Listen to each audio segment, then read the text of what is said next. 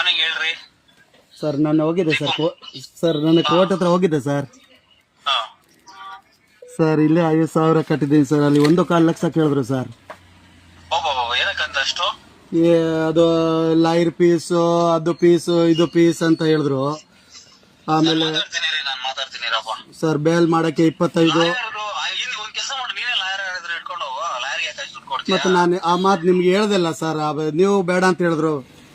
ಇಲ್ಲಪ್ಪ, ನೀನ್ ಲಾಯರ್ ಕರ್ಕೊಂಡು ಹೋಗು. ನೀನ್ ಯಾಕೆ ತಲೆ ಕೆಡಿಸ್ಕೊಂತೀಯ? ನಮ್ಮ ಹುಡುಗನ್ ಬೇಕಾದ್ರೆ ಮಾತಾಡ್ತೀನಿ. ನಿನ್ ಲಾಯರ್ ಹೇಳಿದ್ರೆ ಕರ್ಕೋ. ಅವ್ರು ಹೇಳಿ ಸರ್, ಲಾಸ್ಟ್ ಏನಾದ್ರೆ ಸ್ವಲ್ಪ ಹೇಳಿ ಅವ್ರಿಗೆ.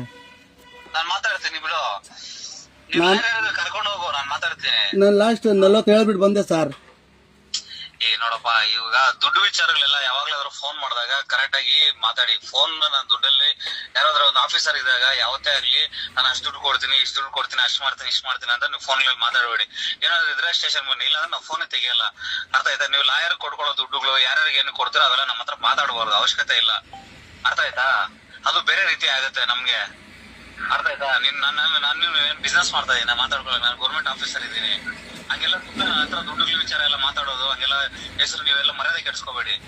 ನಾನು ಒಂದೇ ಹೇಳ್ತಾ ಇರೋದು, ನೀವೇನಾದ್ರು ಇದ್ರೆ ಕೋರ್ಟ್ ಅವ್ರ ಹತ್ರ ಮಾತಾಡಿ, ಅವ್ರ ಹತ್ರ ನಾನು ಫೋನ್ ಮಾಡ್ಕೊಡಿ. ಅವ್ನ ಫೋನಲ್ಲಿ ನಾನು ಮಾತಾಡ್ತೀನಿ ಏನೇನಾಯ್ತು ಯಾಕೆ ಅಂತ.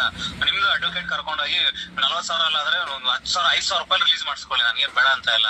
ನಾನು ಇದರಲ್ಲಿ ಸುಮ್ಮನೆ ಜಸ್ಟ್ ಒಂದು ಕೋಆರ್ಡಿನೇಟ್ ಮಾಡ್ಕೊಳ್ಳಿ ಅವನ ಹತ್ರ, ನಾನು ನಿಮ್ಗೆ ಹೇಳ್ತಾ ಇರೋದು ಅಷ್ಟೇ. ಅರ್ಥ ಆಯ್ತಾನಪ್ಪ? ಆಯ್ತು ಸರ್.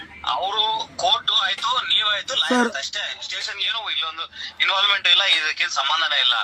ಸುಮ್ಮನೆ ಸ್ಟೇಷನ್ ಇಲ್ಲಿ ಅಂತ ಹೇಳ್ಕೊಂಡ್ಬಂದು ನಾವು ಅಷ್ಟ್ ಮಾಡ್ತೀವಿ, ಇಷ್ಟ್ ಮಾಡಿದ್ವಿ, ಅಷ್ಟ್ ಮಾಡ್ದ ಅವೆಲ್ಲ ಹೇಳ್ಬೇಡಿ, ಬರ್ಬೇಡಿ. ಅರ್ಥ ಆಯ್ತಾ? ನೀವೇನಾದ್ರು ಡೈರೆಕ್ಟ್ ಹೋಗಿ ನಿಮ್ ಲಾಯರ್ನೇ ಕರ್ಕೊಂಡು ಹೋಗಿ ನಮ್ಮನ್ನ ಫೋನ್ ಮಾಡಿಸಿ, ನಾನು ಕನ್ವಿನ್ಸ್ ಮಾಡ್ತೀನಿ. ಅವ್ರ ಲಾಯರ್ ಇದಾರೆ ಅಂತ ಕಣ, ಏನೋ ಅವ್ರ ಪಾಪ ಏನೋ ಅವ್ರಿಗೇನೋ ಸ್ವಲ್ಪ ಹೆಲ್ಪ್ ಮಾಡೋ ಅಂತ ಹೇಳಿದ್ರೆ ಅವ್ನು ಮಾಡ್ತಾನೆ ಪಾಪ ಅವನು, ಅಲ್ವಾ? ಸರಿ ಸರ್, ನೋಡಿ ಮಾತಾಡು.